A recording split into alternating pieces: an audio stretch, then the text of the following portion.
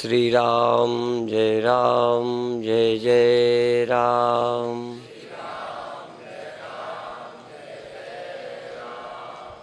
श्री राम जय जय राम।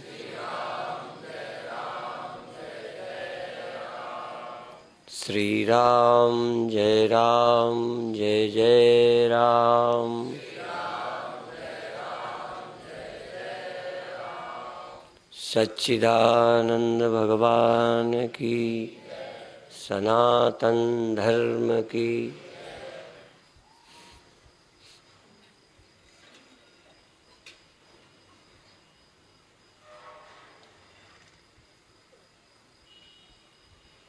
यह सायंकालीन अंतिम सभा है, प्रातः काल की कल। अभी बैठते बैठते ये ख्याल आया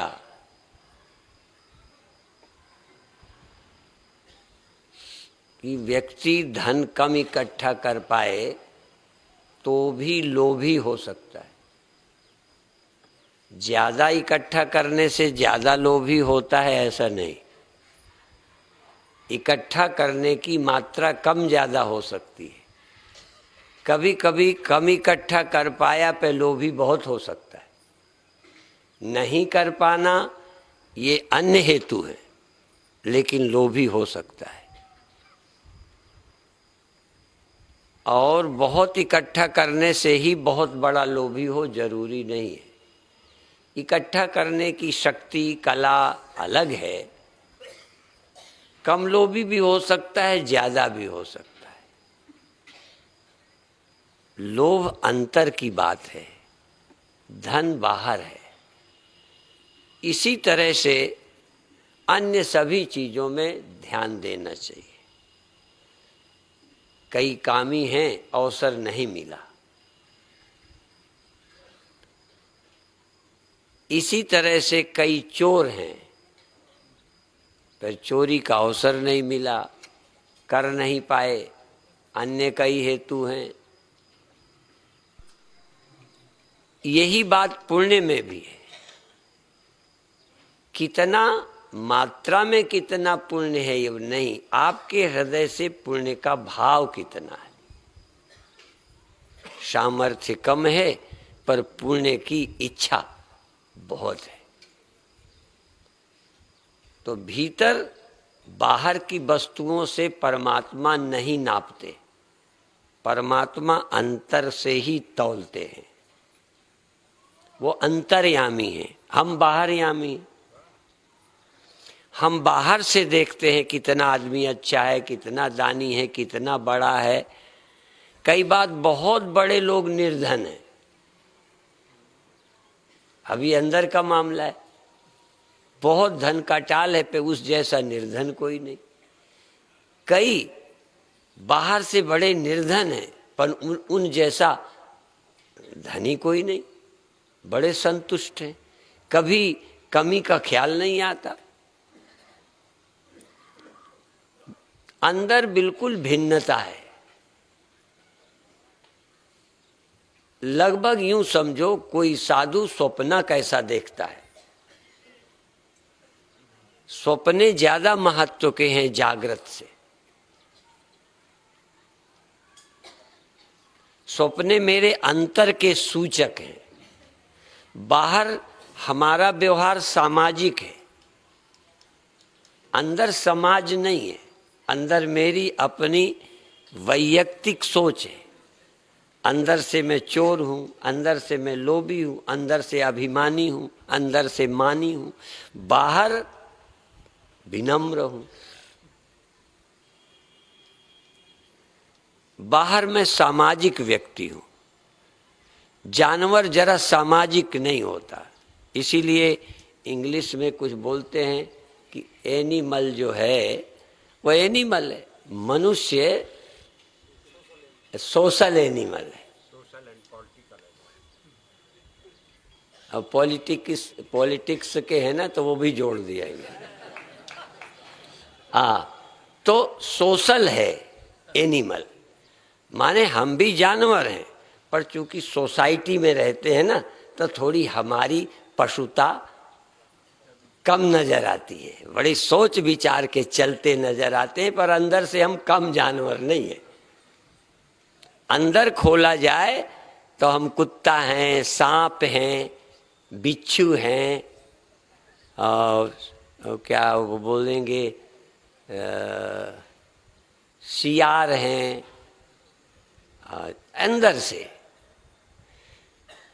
अंदर से हम कुछ और होते हैं, पर चूंकि हम समाज में रहते हैं, कुत्ते समाज में नहीं है, गधे जानवर समाज में नहीं है, वो सोशल नहीं है, केवल एनिमल है, केवल जानवर हैं, और हम सामाजिक जानवर हैं।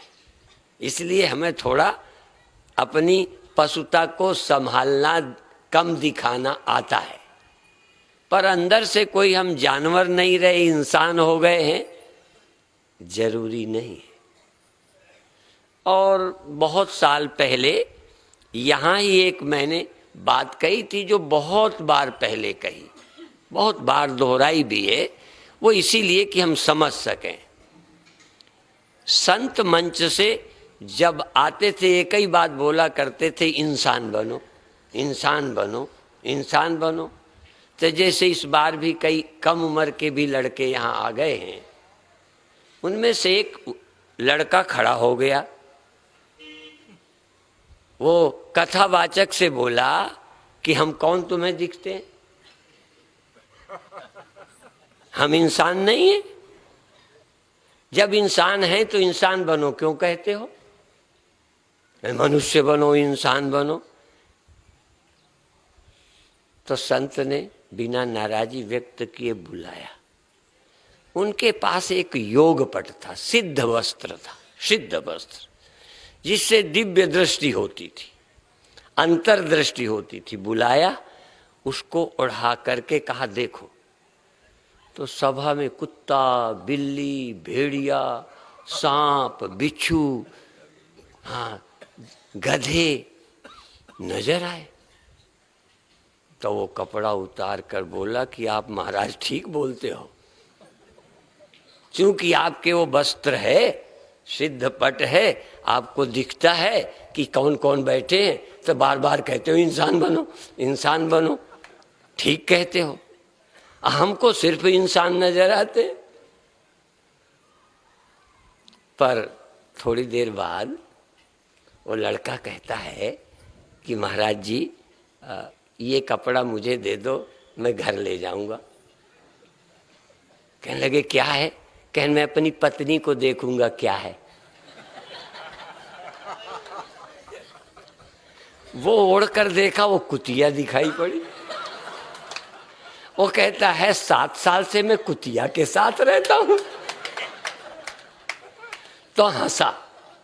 तो पत्नी ने पूछा क्यों हंसते हो? कहन बताए नहीं। कहन बात तो बताओ। कहन क्या बताऊं, मैंने कपड़ा ओढ़ा तो तू कुतिया नजर आई, तो मुझे हंसी आ गई। तो कहती मुझे भी दो, मैं भी तुम्हें देखना चाहती हूँ। तो उसने वो कपड़ा ओढ़ा तो वो गधा।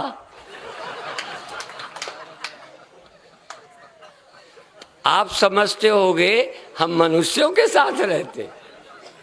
ये जो घर में झगड़े हैं, कोई कुतिया है, कोई गधा है, कोई सांप है, कोई बिच्छू है, ऐसा मारते हैं डंक कि झंझना जाए। तो जो आप ऊपर देखते हो ये असलियत नहीं है।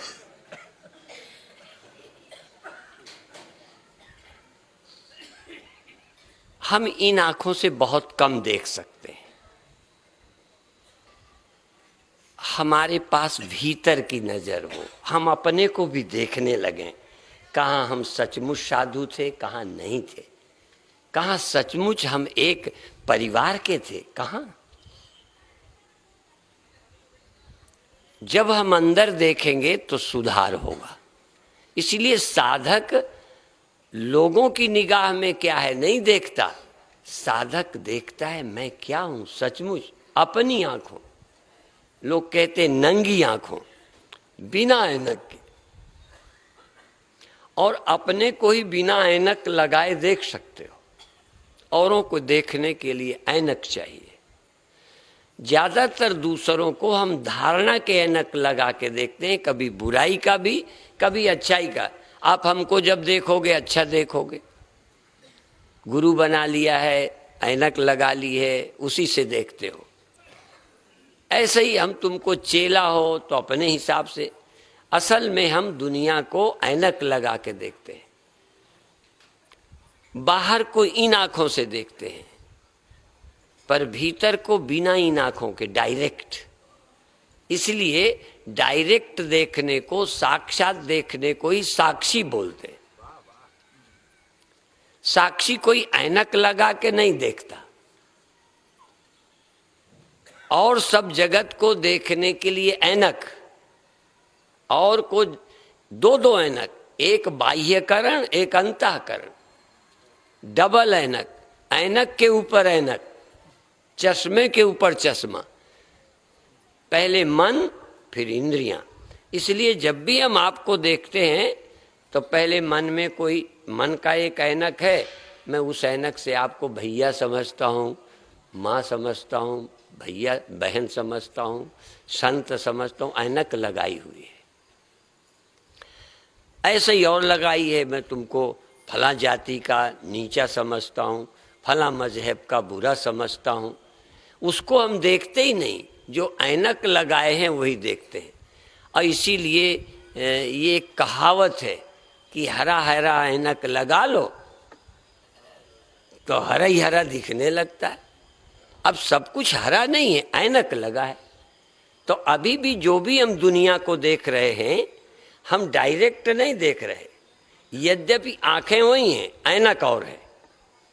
ऐसे ही आंखें और मन, ये जो लगा है, हम वही हैं, हम साक्षी हैं, हम आत्मा ही हैं। पर साक्षी को ही मन लगाकर, ऐनक लगा के जब देखता है किसी को, तो साक्षी की आंखों में भी गड़बड़ आ गई।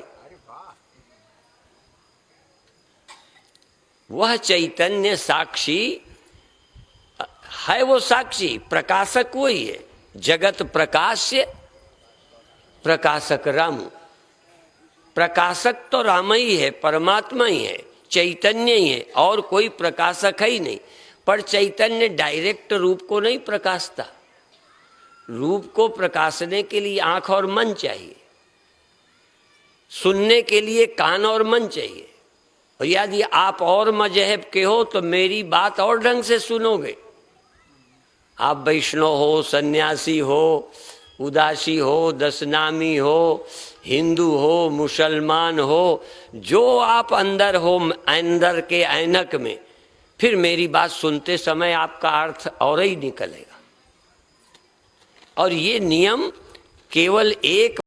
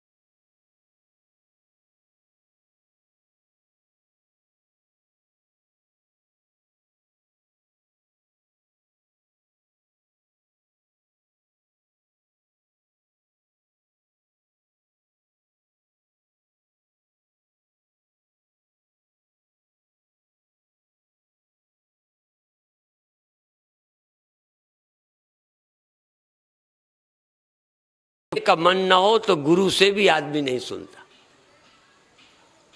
और डांट देने के बाद समझने का मन नहीं रह जाता। पर क्या करें, हम भी डांट देते। गुरु बनना बड़ा कठिन है। आप समझते हो कि लेक्चर दे लेते हैं गुरु हो गए। गुरु बनने के लिए इतना विनम्रता चाहिए, चेलों से भी ज्यादा, शिष्यों से ज्यादा गुरु विनम्र चाहिए, निराभिमान चाहिए, साइकोलॉजिस्ट चाहिए। नहीं, तुम्हारे बच्चे क्यों तुमसे नहीं सुनते? तुम्हारा घर नरक क्यों बन जाता है? तुम अच्छे, वो भी अच्छे, पर इतने अच्छे हो पर दूसरे को समझना ही नहीं चाहते। तो ये पहला सत्य है कि सबके अंदर भगवान विराजमान है, किसी को लगता ही नहीं कि हम कम हैं। यदि कोई त्रुटि भी हो, भूल भी हो, तो बड़े प्यार से। इसीलिए मैंने पहले कई बार प्रवचनों में कहा कि जब लोअर कोर्ट का फैसला हमें मंजूर न हो, हम हाई कोर्ट जाएं, हाई कोर्ट का ना हो सुप्रीम कोर्ट जाएं, तो जो दलील दें ये नहीं कहेंगे कि ये लोअर कोर्ट के जज ने हमारे साथ बेईमानी की है, ये नहीं कह सकते। कहोगे तो ये कोर्ट की अवमानना होगी। आप कह सकते हैं कि इन धाराओं पर पुनर्विचार किया जाए।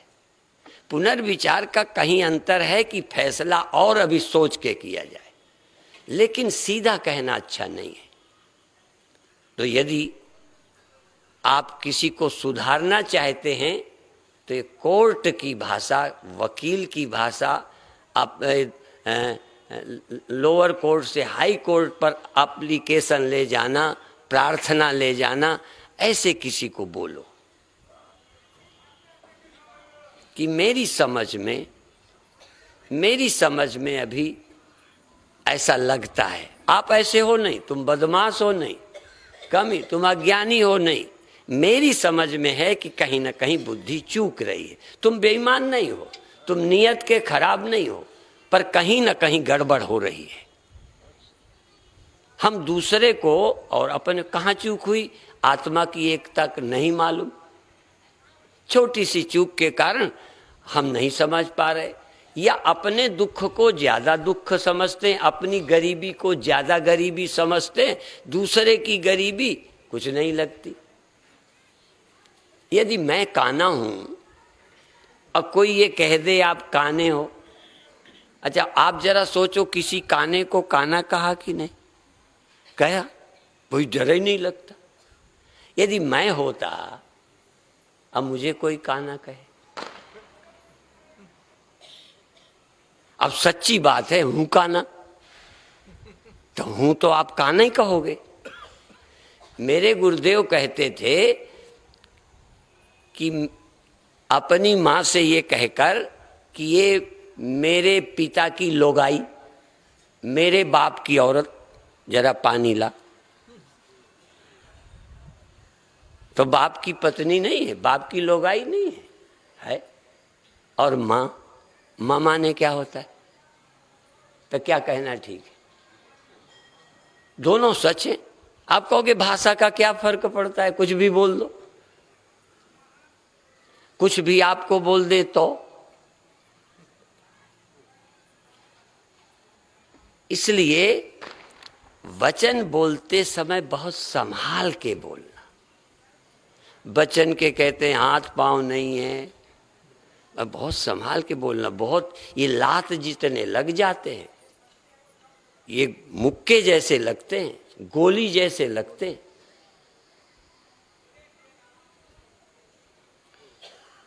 आप जानते हो हरिजनों में एक दफा है, खून निकल आवे तो दूसरी दफा है, उतना गड़बड़ नहीं है, पर अपमानजनक शब्द यदि बोल दो, जाति शब्द लेके गाली दे दो, सबसे बड़ा अपराध है। खून निकलने में आपने उसकी तौहीन नहीं की, और गाली में जाति शब्द बोलकर उसकी तुमने तौहीन की है। तो यही बात आज सारे देश में लागू करो। किसी की तौहीन करना सबसे बड़ा अपमान है, सबसे बड़ी बुराई है। सुधार के लिए भी तौहीन मत करो। डॉक्टर ससम्मान इलाज करता है, हीन भावना नहीं रखता। कई रोगों में बच के करता है, पर घृणा करता दिखाता नहीं है। हम कई बार तो रोटी आती है, भोजन आता है, तो हम ऐसे सिकोड़ते हैं जैसे गंदगी आपके सामने रख दी। भोजन को भी श्रद्धा से, प्यार से नहीं देखते।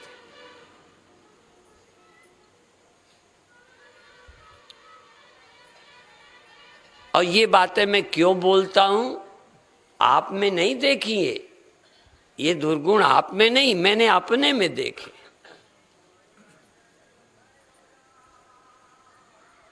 इसलिए मैं दूसरों के देख पाता हूं।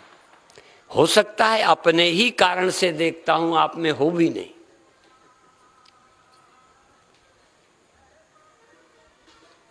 एक बात और कहा करता हूं, अपने को पूर्ण निर्दोष देखना अंतःकरण की दृष्टि से, आत्मा की दृष्टि से नहीं। अपने को पूर्ण निर्दोष देखना और दूसरे को 100% दोषी देखना, इससे बड़ी कोई मूर्खता नहीं है। पूरा मैं अच्छा हूं, पूरा ये खराब है, ये नपना ही गलत है। ऐसा दुनिया में कोई नहीं है जिसमें कुछ भी अच्छा ना हो, सब बुरा हो, और ऐसा कोई नहीं है जिसमें सब अच्छा हो, बुरा कुछ ना हो। विधि प्रपंच गुण अवगुण साना, कोई भी हो। हमें देवी देवताओं में देखना नहीं चाहिए, पर जो भी इस दुनिया में आया है, उसके शरीर है, मन है, इंद्रियां हैं, कमियां हैं। ये ठीक है कि तुम गुरु में कमी ना देखो, ये अलग विषय हो गया, पर कमी नहीं है। जब हम शास्त्र की कसौटी से कसते हैं तो बहुत कमियां मिलती।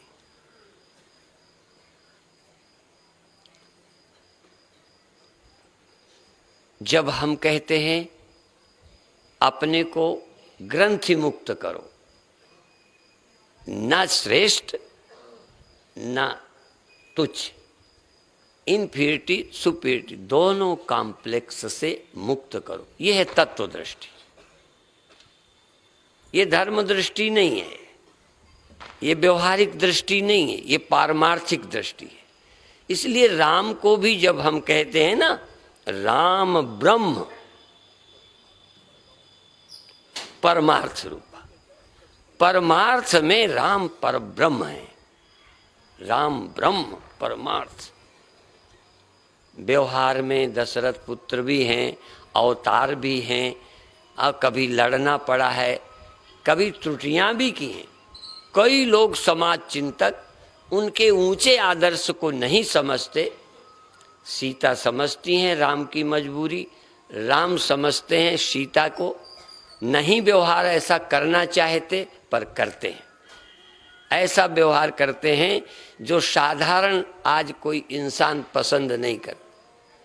मुझे लगता है सीता चिढ़ी क्यों नहीं, पर जब उनके डायलॉग, उनकी बातें सुनते हैं, सीता को पता है कि राम ठीक कर रहे हैं। यदि नहीं करते तो उनको क्या लांछन लगता। इसलिए सीता की अश्रद्धा नहीं है। एक इंसानियत के नाते सोचो कि इतना आप पर विश्वास है, इतना विश्वास है कि आप पर हम संदेह नहीं करते, पर हटाना पड़ता है। कई बार आश्रमों से कई व्यक्ति पर हम विश्वास करते हैं, पर हटाना पड़ता है। कई बार नहीं हटाना पड़ता है।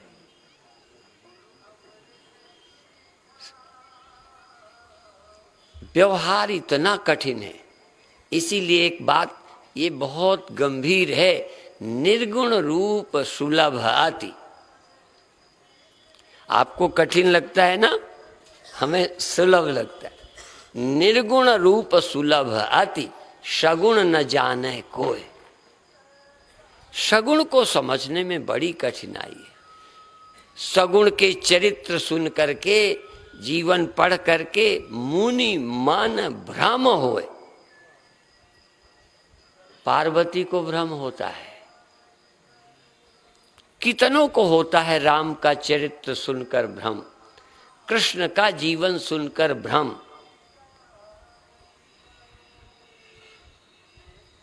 संतों का भी जीवन प्रयत्न करना चाहिए कि ऐसा हो कि लोग ज्यादा शक ना करें, पर कुछ भी करें कुछ न कुछ तो शक होगा ही। पक्षपात का इल्जाम संतों पर लगेगा। चेले लगा देते हैं, अपने गुरु पर चेले ही इल्जाम लगाते हैं, उसको ज्यादा चाहते हैं, उनको ज्यादा प्यार करते हैं। एक लांछन तो हमको ऐसे ऐसे लांछन वो भी बता दें। एक माता आई, आप तो हमारे घर कभी जाते ही नहीं। मैंने कहा माता जी आपने कब कहा तो नहीं। अंदर से ही भरी बैठी है, इच्छा होगी जरूर ले जाने की, मारे डर के संकोच के अपनी धारणा से कह नहीं पाई। और कहा तो ये कहा आप हमारे घर जाते ही कभी नहीं, आप तो बड़ों बड़ों के यहाँ जाते। मैंने कहा छोटों ने कहा कब।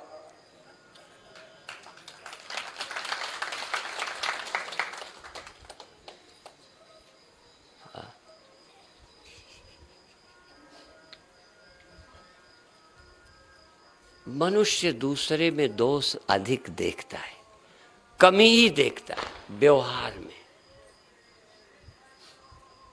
उसको अपना इरादा पता है, ये बिल्कुल सच है कि वो ले जाना चाहती है, उसका भी मन करता है कि चरण डलवाएं, दिल करता है, पर अपनी ही कमी के कारण, अपने ही संकोच के कारण, अपनी गरीबी के कारण, अपने घर के कारण, कहाँ ले जाऊंगी, जगह नहीं है, क्या खिलाऊं, संकोच अपना नहीं कहा, पर इच्छा तो थी ना।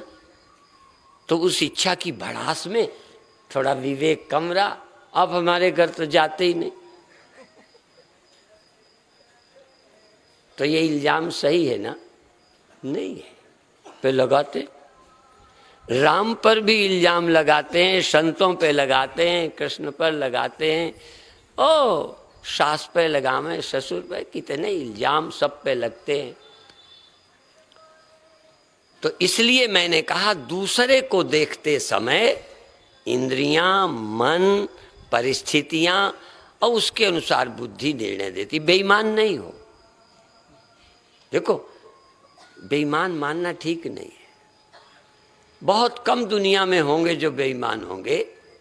आपको अपना दुख ज्यादा लगता है, अपने परिवार का दुख ज्यादा लगता है, इसमें गलती क्या है? दूसरे के परिवार के दुख कम लगते, इसमें कोई ऐसी भूल नहीं है जिसमें तुम्हारी नीयत खराब हो। पर जिस शरीर में रहते हो, जिस परिवार से रिश्ता है और जिससे मन जुड़ा है, ऐसा ही लगता है। अब इस लगने में क्या भूल है? यदि मुसलमान को मुसलमान अच्छे लगते हैं, अब लगते हैं, उनके संस्कार हैं, बने हैं, कसूर क्या है? जैसी ट्रेनिंग मिली बचपन से, क्षत्रियों के लड़के और ब्राह्मणों के लड़के और, कई लोगों को लड़ना मरना कोई खास बात नहीं, कई तो घर में घुस जाए। ये सब संस्कार है। अब मुमुक्षु हो तो इनसे ऊपर उठने का भी संस्कार मिले, या देह, इंद्रियां, मन से ऊपर बुद्धि उठकर इन संस्कारों को जरा ताक में रखकर सोचे कि तुम कौन हो, या आत्मा की तरफ की बुद्धि। ये बुद्धि आत्मा की तरफ से, मैं देह को, इंद्रियों को अपनी मानकर जी रहा हूं, इसलिए वैसे तर्क बुद्धि में आए। यदि थोड़ी देर को मैं देह हटा दूं, मन इंद्रियां हटा दूं, मन हटा दूं, कर्म हटा दूं, फिर बुद्धि से पूछूं कि मैं कौन? तो मैं तो हूंगा ना, उस बुद्धि के पास मैं हूं, देह नहीं। या है तो अलग रख दिया है। जैसे थोड़ी देर को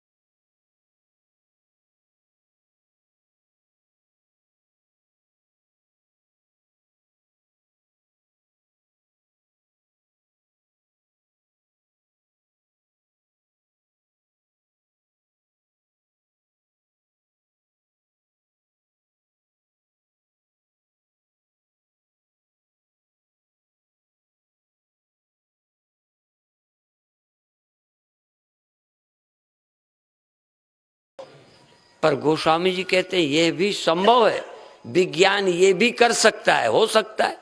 एक दिन हमने अंबाला में देखा कि पत्थरों को पीसकर मोम जैसे कर दिया, ऐसे रबड़ जैसा, जाने क्या केमिकल डाला, क्या क्या करा, क्या बना देते हैं, किसको सोच नहीं सकते। लेकिन गोस्वामी जी एक बात कहते हैं, ये नहीं हो सकती।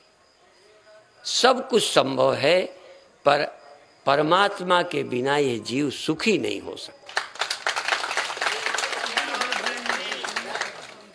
परमात्मा विचार के बिना ये अहंता ममता से, व्यक्तिगत अपने अहंकार और मेरे से और अपनी परिच्छिन्नता से छूट नहीं सकता। अपनी परिच्छिन्नता झूठी होगी ही तब जब ब्रह्म का विचार करें। ढेले की सीमितता, ढेले की सीमितता झूठी है, ढेले का अस्तित्व झूठा नहीं है। जरा देखना, अस्तित्व झूठा नहीं है, अस्तित्व सीमित नहीं है, सिर्फ ढेले वो सीमितता मात्र झूठी, बुलबुलापना झूठा है, अस्तित्व नहीं झूठा।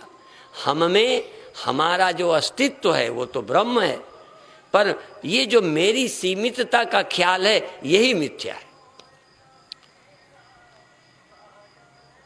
अहम सत्यम नहीं, ब्रह्म सत्यम, और जीवो ब्रह्मैव। ये जो ढेला है ये मिट्टी ही है, ये अलग कुछ है ही नहीं। ढेला सोचना ही बस अपराध है। ये है इतने दिन का है, नहीं रहेगा, ये भी मेरी इंद्रियों का दोष है। मेरी इंद्रियों से ढेला है, इतने दिन का है, नहीं रहेगा। जरा बुद्धि से पूछो, है भी है वो? तो अभी मन और इंद्रियों से देखा गया ब्रह्म ही जगत है। मन और इंद्रियों से प्रतीत होने का नाम ही जगत है, और मन और इंद्रियों के अनुभवों का बाध करके उस चित सत्ता का विचार ही ब्रह्म बोध है। पर हमारे पास बुद्धि है ही नहीं, है तो वो मन और इंद्रियों के अनुभव से प्रभावित है। अभी यहाँ तक और छोड़ो, ढेले और घड़े को भी कहो मिट्टी मिट्टी है तो ये भी समझने में आपको दिक्कत पड़ेगी, क्योंकि आंखों से खूब रोज घड़ा देखा है। जब मैं कहता हूँ है ही नहीं, तो कितनी की खोपड़ी तर्क करती होगी कि स्वामी जी को इतना भी नहीं दिखता, इनको इतनी भी अकल नहीं है कैसे नहीं? जब हम कहते हैं जगत मिथ्या है, ब्रह्म ही सत्य है, एक अद्वितीय है, तो कहते होंगे स्वामी जी की आंखें नहीं है क्या? आंखें हैं, पर आंखों का देखा झूठा, जो बुद्धि द्वारा हमने समझा है वो सच। जब हम पुल को देखते हैं कि उधर सकरा है, आंखों से देखते हैं। अनजान आदमी जिसने आंखों से अभी देखा है, बुद्धि से पूरा निर्णय नहीं हुआ, उसके लिए इधर पुल चौड़ा उधर सकरा है। छोटे में हम अपनी एक बैलगाड़ी में बैठे, पिताजी बैलगाड़ी चला रहे, उनको नहीं, उनको कह भी न सके, पर डरे कि गाड़ी उधर कैसे निकलेगी। गाड़ी इतनी बड़ी, उधर का द्वार 1 मील लंबा पुल, उधर इतना सा दिखे, गाड़ी कैसे निकलेगी? वो गाड़ी जाती गई, जितना जाती गई पुल चौड़ा होता गया, निकल गई गाड़ी, निकल गई, चौड़ा होता गया, सकरा था। ज्यों-ज्यों अकल ठीक होती गई, त्यों-त्यों जगत ब्रह्म होता गया।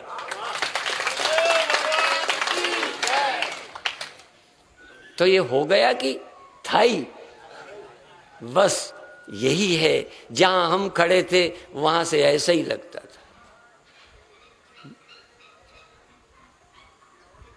अभी जिन इंद्रियों पर, जिस देह पर, जिस मन पर खड़े हो, वहां से देखते हो, कहीं उपनिषद की नजर से देखो क्या है, तो ब्रह्मै वेदम सर्वम, आत्मै वेदम सर्वम। ये श्लोक शंकराचार्य का भी नहीं है, ध्यान रखना, शंकराचार्य ने बहुत ग्रंथ लिखकर औपनिषदिक सत्य को सत्य सिद्ध करने की मेहनत की है। औपनिषद सिद्धांत को युक्ति से, तर्क से, श्लोकों का अर्थ करके, और तब भी नहीं, पंचीकरण लिखकर, विवेक चूड़ामणि लिखकर, दृग दृश्य विवेक लिखकर ये सिद्ध करने की कोशिश की कि जो उपनिषद कहता है उस सत्यता को मैं पुष्ट कर दूं। वैदिक सत्य को, औपनिषदिक सत्य को, कि कल कोई लोग तर्क भी करें तो उनकी खोपड़ी हमारी बात को पढ़कर उपनिषदों पर उंगली न उठा सके। उन्होंने इसीलिए वैदिक धर्म के उद्धारक, सनातन धर्म के उद्धारक, भौतिकवादियों की खोपड़ी को खत्म करने वाले तर्क, ऐसा उन्होंने बोला है। हम लोग सोचते हैं कितनी विचित्र खोपड़ी रही होगी, उनको पढ़ करके भी हमें समझने में आज वेदांत नहीं आता इतनी। और उन्होंने जब ये बोला और 32 वर्ष की उम्र में शरीर छोड़ गए। 32 वर्ष की उम्र में इतने ग्रंथों के लिखने वाले, इतने शास्त्रार्थ करने वाले, इतने मठ स्थापित करने वाले, और उनमें शंकराचार्यों को प्रतिष्ठित करके धर्म की ध्वजा को फहराने का अभियान चलाने वाले 32 साल में चले गए। हमें तो 32 साल में ठीक से हाथ धोने की अकल नहीं थी, हमको कुछ नहीं आता था। सच, तुम इसको विनम्रता समझते होगे, हमें तो आज भी बहुत चीजें नहीं आती। हम अपने जैसा बुद्धू आपको नहीं समझते, लेकिन एक ही कहेंगे गुरुदेव ने इस रास्ते पर डाल दिया था, तो जिस रास्ते पर चल पड़े उसकी अच्छाई ढूंढनी है। शिवोहम के रास्ते पर डाला, तब जिस पर हम चल रहे हैं उसकी अच्छाई ढूंढनी पड़ी। शिवोहम कैसे सच है, आत्मा कैसे ब्रह्म है। जिस पार्टी में हो जाओ उसकी बुराई। एक शंकराचार्य ने कहा कि शादी कर लेने के बाद पत्नी की जाति नहीं पूछना चाहिए, या तो पहले ही पूछ लेते। अब बाद में पूछोगे, मान लो निकल आई और जाति की, तब क्या करोगे? उनका अभिप्राय गुरु बनाने के पहले सोच लो। अब बना लिया, उस सत्य की, उस पंथ की महानता, अच्छाई खोजो। तुम यदि सनातन धर्मी मूर्ति पूजक हो तो उसको अपने युक्ति से, तर्कों से उसके लाभ समाज को पहुंचा कर दिखा दो। मूर्ति धरना काफी नहीं है, उसकी इतनी प्रतिष्ठा, इतनी श्रद्धा जमा दो कि लोग मजबूर हो जाए। ऐसे ही शंकराचार्य एक अद्वितीय सिद्धांत में इतना बुद्धि लगाई, इतना तर्क, इतना श्रम किया कि हमारे जैसे लोग भी अहम ब्रह्मास्मि सोचने को मजबूर हो गए। ये उनकी मेहनत है, हमारी नहीं, ये उनकी कृपा है। उपनिषदों को हम क्या, उपनिषदों को तो और लोग भी पढ़ रहे हैं। उन्हीं उपनिषदों के हमारे यहाँ विशिष्टाद्वैत, द्वैताद्वैत, शुद्धाद्वैत, कितने द्वैत अद्वैत हैं और शंकर का भी है। उपनिषद के भी अर्थों को, गहराई को बताने में सबसे ज्यादा हम रीचे आचार्य शंकर से। अब गुरुदेव जी लोग समझते हैं, अभी मैं गिरिनामा संतों में मंडलेश्वर बन गया तो कई को लगा कि मैंने संप्रदाय छोड़ दिया। मैंने कहा गुरुदेव जिस संप्रदाय के थे छिपाए रहे। कह सकता हूं कि गुरुदेव शंकर मत के नहीं थे,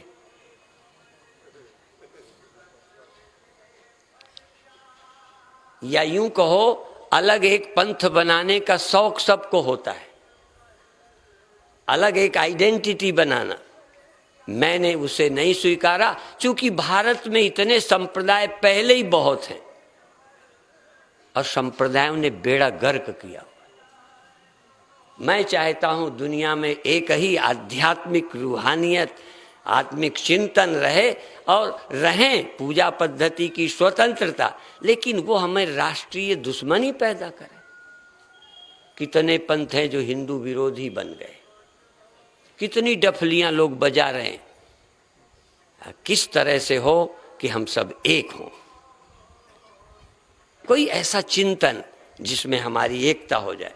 आचार्य शंकर ने ईश्वर विरोध नहीं किया, पूजा का विरोध नहीं किया, मंदिरों का विरोध नहीं किया, व्रतों का विरोध नहीं किया, प्रार्थना का विरोध नहीं किया, क्योंकि उन्होंने देखा जिसकी जिसमें पात्रता है वो रहे। अद्वितीयता का चिंतन केवल इसी जन्म में आप मुक्त हैं और कोई बोझ नहीं है, कोई कर्तव्य नहीं है, जरा भी मुक्ति में संदेह नहीं है। ऐसा यदि जीते जी प्राप्त करना है तो वेदांत को समझें, बाद में होना है तो कोई बात। आप मरने के बाद आत्मा हो जाएंगे, मरने के बाद आत्मा परमात्मा को मिल जाएगी। आचार्य शंकर उपासना में सब स्वीकार है, पर सिद्धांतता ये स्वीकार नहीं है। सिद्धांतता स्वीकार है ये आत्मा आज अभी अभी ब्रह्म है, ये कोई दंड बैठक से ब्रह्म होने वाली नहीं है। और नहीं लगती तो बार बार इसी को सुनो, श्रोतव्यो मंतव्यो निदिध्यासितव्या। और क्या, यही बार बार करो। इसीलिए प्रक्रिया ग्रंथों में कहा और साधन बहिरंग है और श्रवण मनन अंतरंग है, और बहिरंग का त्याग करके अंतरंग साधन करो। अर्थात मुमुक्षु के लिए श्रवण मनन निधिध्यासन, आत्मा का ब्रह्म का विचार ही अंतरंग साधन है। बाकी पूजा है, पाठ है, यज्ञ है, तप है और सब बहिरंग साधन है। जब तक और मुमुक्षु नहीं हो तो मुमुक्षु हो तो अंतरंग